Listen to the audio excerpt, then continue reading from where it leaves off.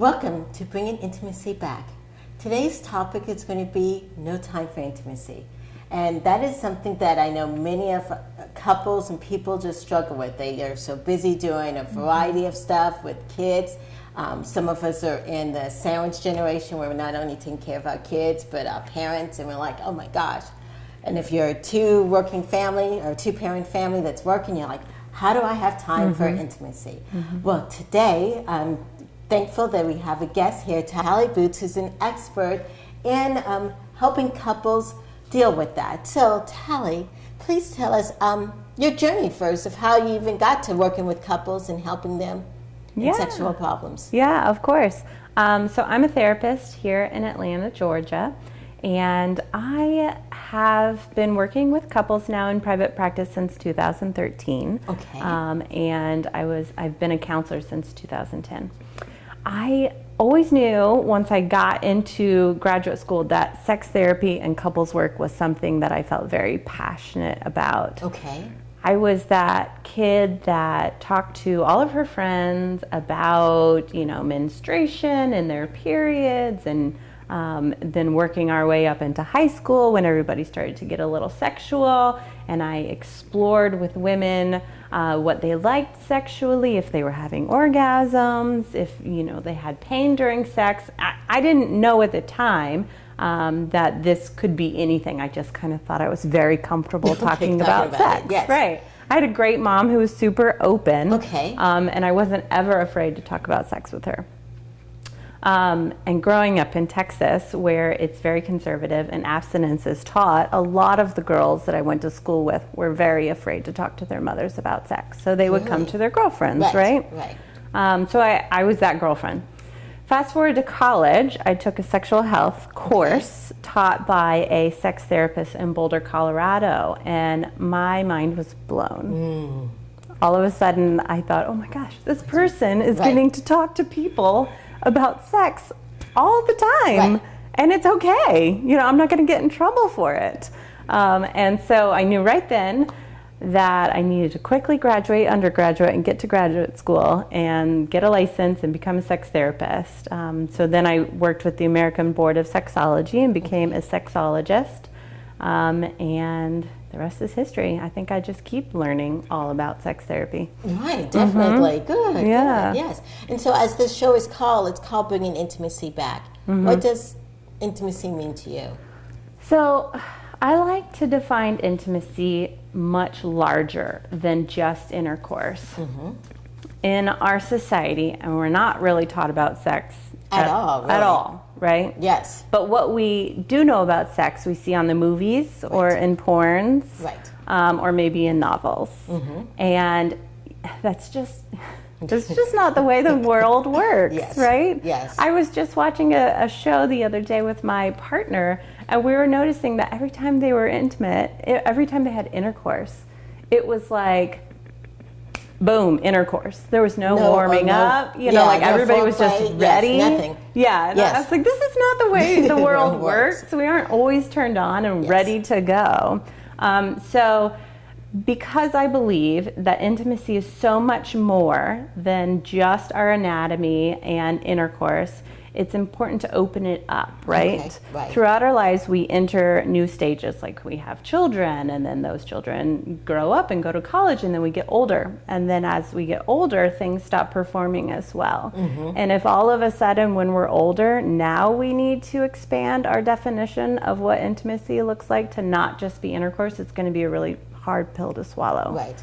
So I like to say it's sensual, it's sexuality, it's a lot of touch, it's a lot of validation. It might not be extremely sexual for one couple, and it might be very sexual for a different couple, right? But understanding what you need in your intimate relationship is very important. Yeah, basically is that closeness and bond. Yeah. Yes, that one-on-one connection. Yeah. Yeah, definitely. Yeah. Yes. Well, we're going to take a short break right now, and when we get back, we're going to talk more about finding resources when we do not have time for intimacy and learning how to get better at that.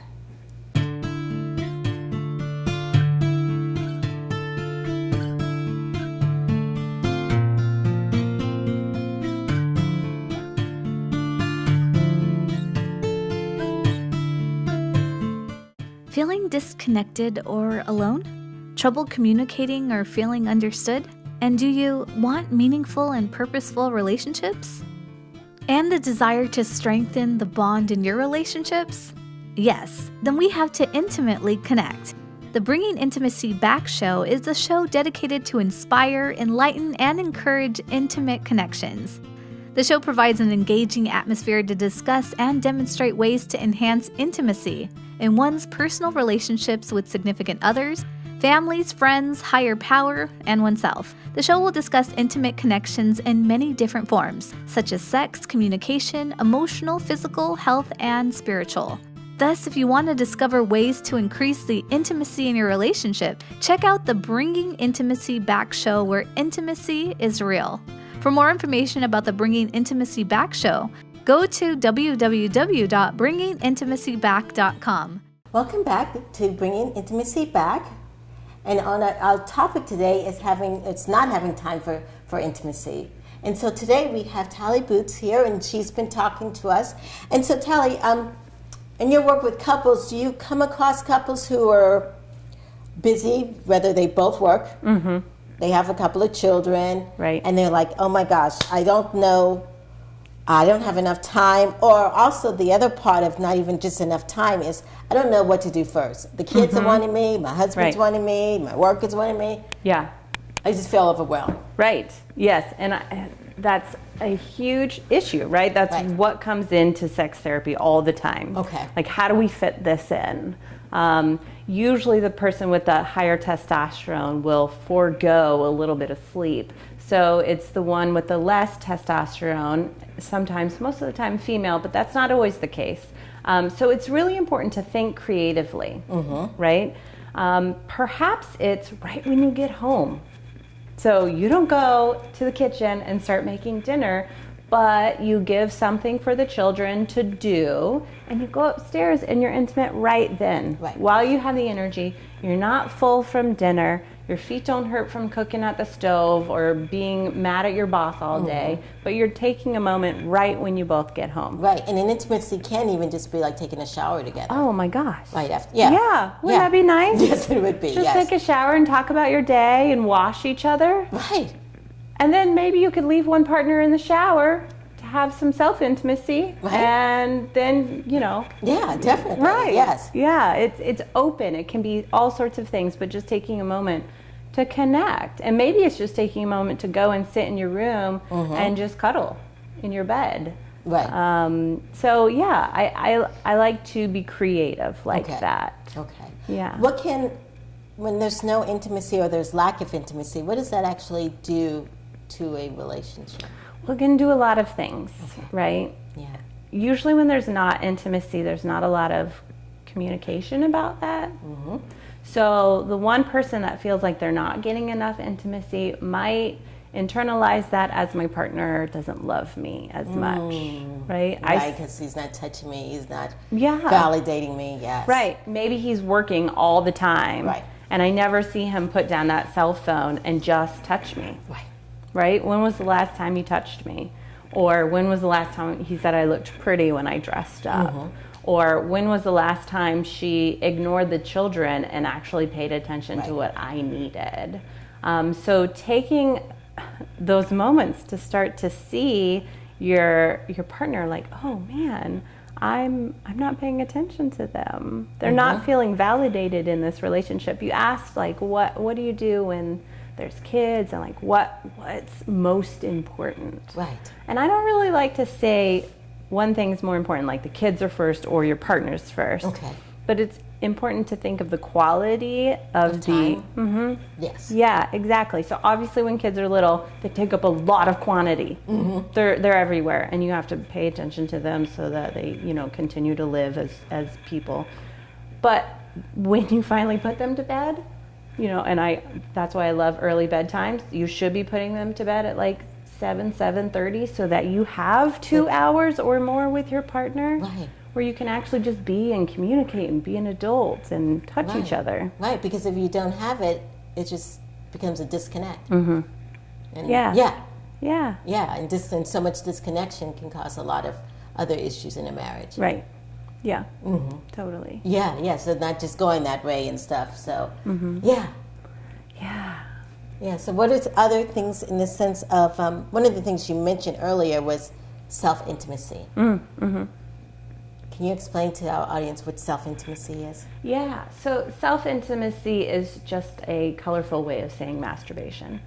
I am a firm believer that we need to educate our couples that we cannot be everything to each other sexually, that we need a self-sexual relationship also.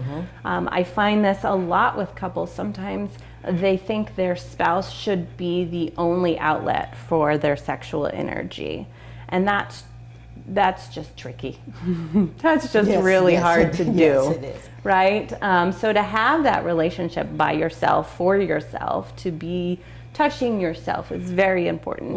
And I prescribe this for the high libido person and the low libido person. It's very important for the low libido person to start to explore their sexuality and sensuality. Right. Because if they don't know what feels good, then they can't tell their partner what feels good. Right. Yeah. So basically what you've been saying, and especially in this last part, is being aware of your own body. And also, and communicating and having partners being aware of their own body and being aware of helping each other out. Definitely, yes. Well, we're going to take a small break now, and then when we come back, we're going to talk about tips on increasing intimacy in a relationship.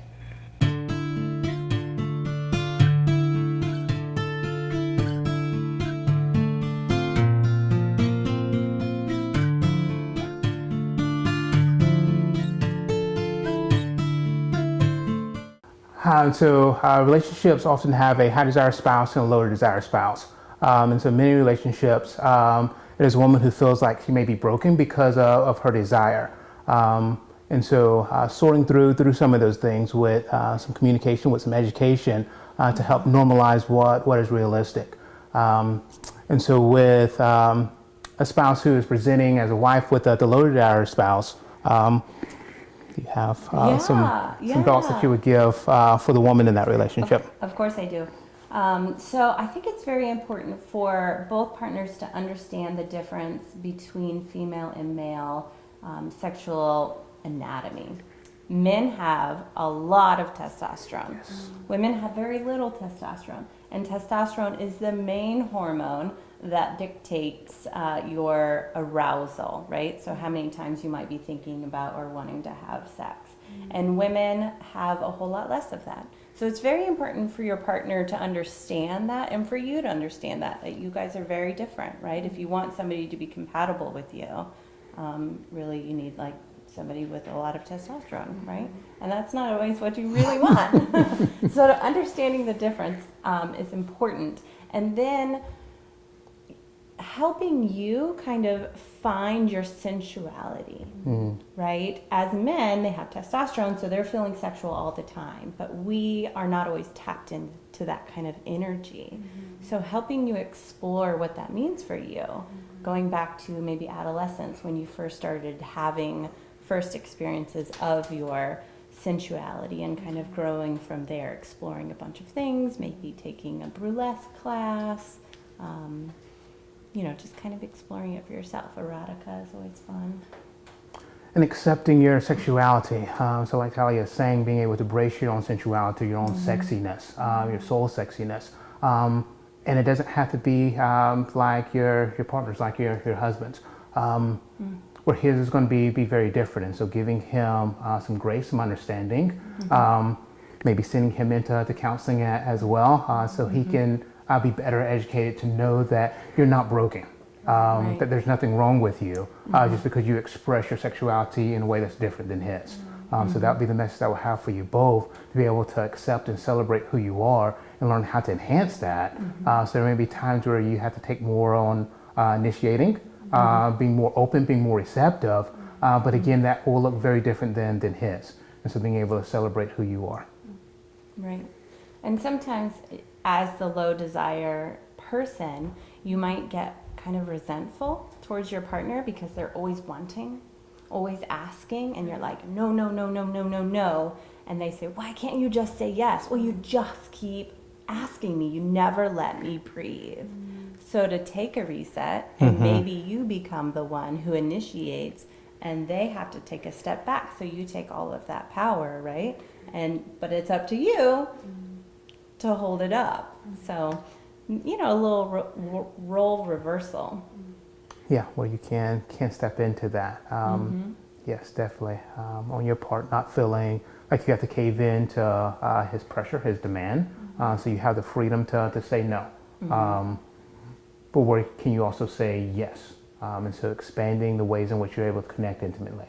And so it may be in a different form other than intercourse, but what can you say yes to? Sometimes that helps to soften the no's. Yes.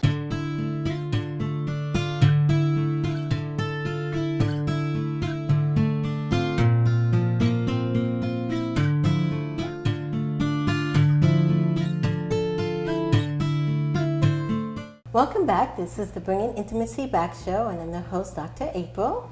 And today we've been talking about, right now, no time for intimacy. And right now, our guest today is Tali Boots. And Tali, for those couples who are struggling with finding time for intimacy, what are some tips that you can give them? Right. A really simple tip that I like to give all of my clients is scheduling intimacy. Ooh. I know. I know. People say, oh my gosh, that's not spontaneous. That's not fun. I know. I hear that all the time. I get a couple different reactions, but that's most of the reaction I get. Like, no, it's not spontaneous. Right. I don't want to schedule it. We should just be able to. Right. It's going to be like a chore. Right. Exactly. But I say, okay, so you're here. Right. So it hasn't worked yet. Right. Right? We aren't having intimacy time enough yet. Excuse me. So I like to say to my couples, come up with an ideal time. Okay. Number of times you'd like to be intimate, right? So I usually ask one partner and I ask the other partner. One's more high, one's more low. And then we come to a common number that they're both okay with. Right. So say it's 3. So we decide to put 3 intimacy times on the calendar. And so those all don't have to be intercourse. Right. So maybe you say 2 of those are intercourse, or we're going to just leave it up to chance and we don't care how many is intercourse. One can be a sensual massage. So scheduling it, putting it on your calendar, making sure it's not on those days that soccer practice is and you know you're not going to be home till 9:30 at night and you still have to do dinner. That's not the night to put it on. Right. Right? So maybe 2 of the days are on the weekend and perhaps in the middle of the day on the weekend. It doesn't have to be at night. That's true. We do Yes, not yes. have to be intimate only at night. Right. Coming out of our box, thinking of different time schedules. Yeah, so that's a big one. Okay. Yeah. Yeah. What's another suggestion? So another suggestion is something that in the sex therapy world we like to call sensate focus. Okay. And so a very simplistic way to think of this is it's 4 weeks, right? So the first week you are exploring each other's bodies, preferably naked. Okay. But if that doesn't feel comfortable, perhaps leaving on a shirt. And so you take one partner at a time, you explore their body, you touch everything except for genitals. They touch together or one person at a time? One time, one person at a time, Okay. right? So it's like one person's getting treated. Right. And then you switch partners. So no touching of genitals. Okay. And then I like to tell them to do this 3 times a week. Ooh. Yeah, I know. Yes. So week 2, we do it again. 3 times a week, but now we are allowed to touch the genitals. Okay. And so it's really important during this process that you're using your 5 senses. So you're really feeling your partner. Right. And you're talking. You're talking to your partner, Right. you're You're listening, listening, yes. you're watching your partner's body. Are they getting goosebumps? Are they like nuzzling into a certain area that you're touching? Right. What does your partner smell like? What does your partner taste like? Right. So really being present during these exercises. So that's week 2, 3 times a week, each partner.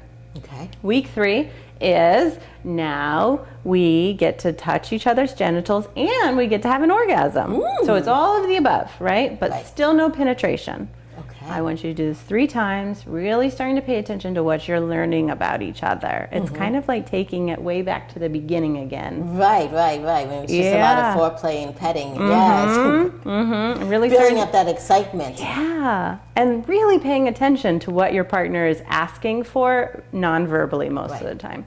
And then week 4 is you're allowed to add in penetration if you feel comfortable with that. So you're doing all of the above again with penetration. Right, so that's a great way of, especially when a couple hasn't had sex in a long time. Right. And so, yes, building back up that trust. Yeah. And sometimes as couples, and I see a lot of couples that didn't have sex before they were married. Okay. So they might not have had much experience at all, except for on their wedding night, they just knew they were supposed to have intercourse. And they never did any of the build up. So it's nice to break it down. And of course, I love to see clients like at each week so we can talk about what worked in week 1, what did you like? Taking those sessions after your intimacy exercise to talk to your partner, like, I loved this. I didn't really care for this. And your partner getting to say the same thing to you to really understand what you like sexually. Right. Yeah. Right. And the great thing also is, as couples come into counseling to talk about this, they also learn that it's okay to talk about it at home. Yeah. You know? Yeah. And having that communication intimacy, which is key to everything. Right. Yeah, of what we like and what we dislike. Yeah, and feeling warm and comfortable and accepted.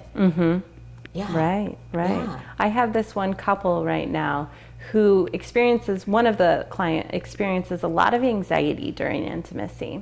So they have decided at the end of it to talk about what their biggest challenge was with their intimacy and what their biggest success was. Okay. Because the one who had a lot of anxiety kept dwelling on what didn't go right.